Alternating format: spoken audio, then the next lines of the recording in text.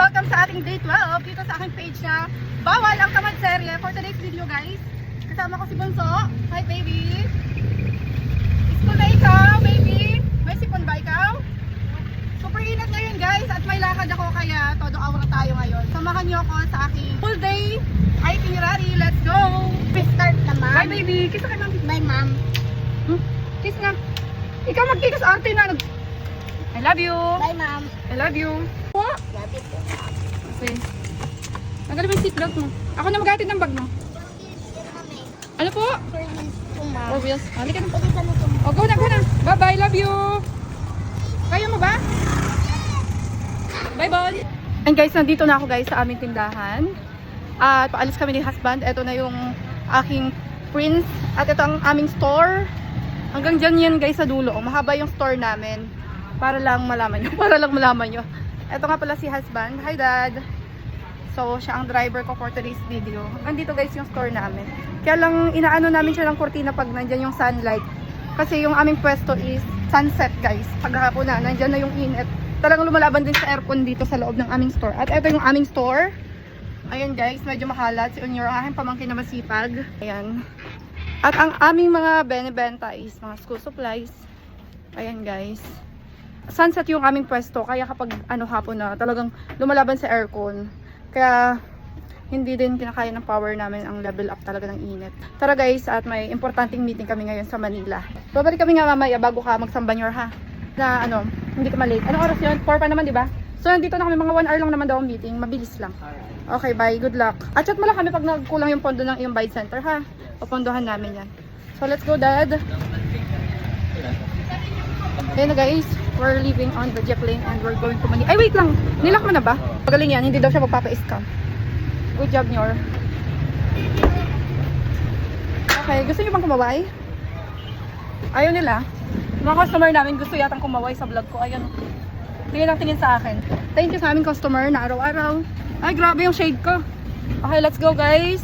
Oh, and finally guys, naka-seatbelt na rin at medyo ang dami talaga namin ginagawa mula paggising hanggang ngayong oras na ito. Talagang hindi ko na nga mabidyohan yung mga ginagawa naming aligaga sa bahay, dun sa kabilang store, sa pagluluto, sa pag-asikaso ng mga estudyante. Talagang kulang, kailangan may videographer ako. Kaya lang, wala talaga wala kaming videographer. Kaya tiis-tiis lang, hindi ko na mabidyohan lahat ng nangyayari. Pero sabi ko, as long as kaya ko yung journey namin, ayan, do-document namin araw-araw. Kaya naman maraming salamat po sa lahat ng nanonood at sa lahat ng nagre-react, nag-share, nagko-comment sa aming journey na Bawal ang Tamad Serye. Kasi nga, hindi talaga pwede magtamad-tamad kung malaki ang pangarap mo. Kasi ayoko maging kampante kami, yung pa-chill-chill lang, tapos okay na sa ganitong buhay. Gusto kong mabago yung life namin guys, na yung natatakot kami na pagising sa umaga may due date pero walang pambayad. Yung mga ganon, kasi danas na danas po namin. Siguro yung iba sa inyo ay nakaka-relate. So, oily face na talaga to guys.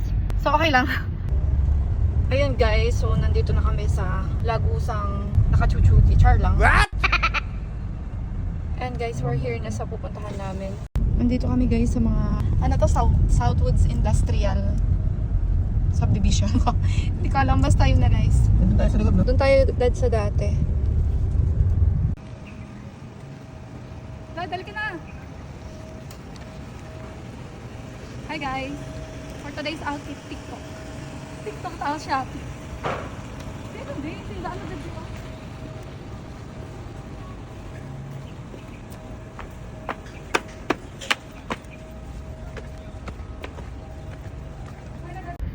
Hi everyone! So tapos na ang aming meeting together with the bosses, mga boss. Thank you so much pala sa nagbigay nitong snacks. Thank you para dito sa snack na to. God bless you. Yun lang, dito muna magtatapos ang ating day 12 na Bawal ang tamad. Bawal ang Tamad Serye. Hindi ko na naalala, buti yung pinaalala mo. Bangga Guys, bangga yun. Bayad siya ngayon. Ako po, na bumper ni alam ng traffic traffic naman kasi dito lagi sa Maynisen. Tapos biglang umandar ba yung jeep? Hindi, tuloy-tuloy yung jeep, di nakapreno.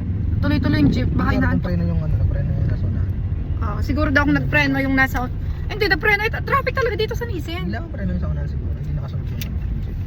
So talagang accident. Parang nangyari sa amin. Biglang nagpreno yung nasa unahan, hindi nakasabay yung jeep, nagtuloy-tuloy siya. So parang nga yung nangyari sa amin last time. Kasi nangyari yung, anong sasakyan na binangga mo din? Mirage. Yung Mirage, nasa traffic area din kami. Hindi nakapreno doon. Tapos sobrang pagod niya kasi galing pa kaming Bicol yung biyahe namin. Hindi nakasabay si husband. Nasa traffic light din, ang bagal din ng pag-usad. Yun, nadali namin yung taillight. Ano nga yung taillight? Nadali namin yung taillight ng Mirage niya. Tapos, buti na lang guys.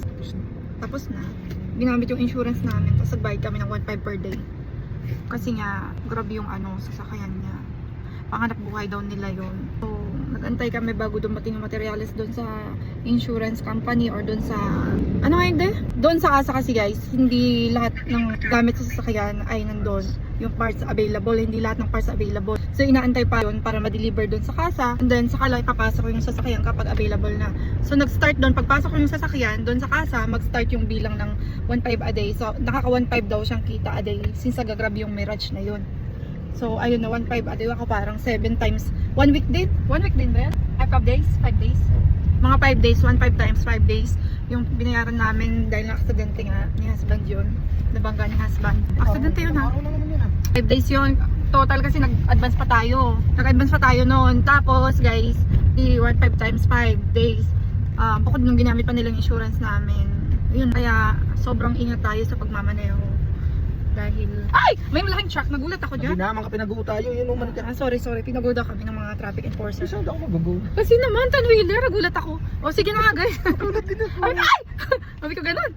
Ano siya guys, magugulatin na ako. So guys, kakarating lang namin dito sa aming tindahan. Sobrang busy na naman si husband. Eto, ayan, dahil si pamangkin ko, si Onyor, ay may samba.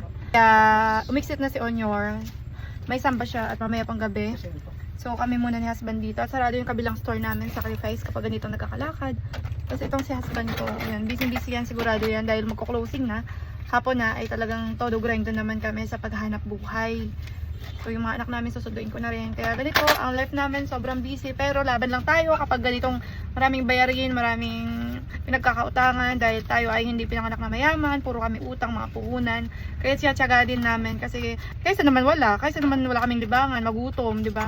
Wala kami pang upa. Kailangan uutang para magkaroon ng puhunan. Then pag may benta na, ibabayad. Rolling. Hanggang sa hindi mo mamalayan, tumatanda na pala yung panahon. Ang bilis ng oras, bilis ng panahon, nakakabayad ka na, tapos renew ka na naman, ganun.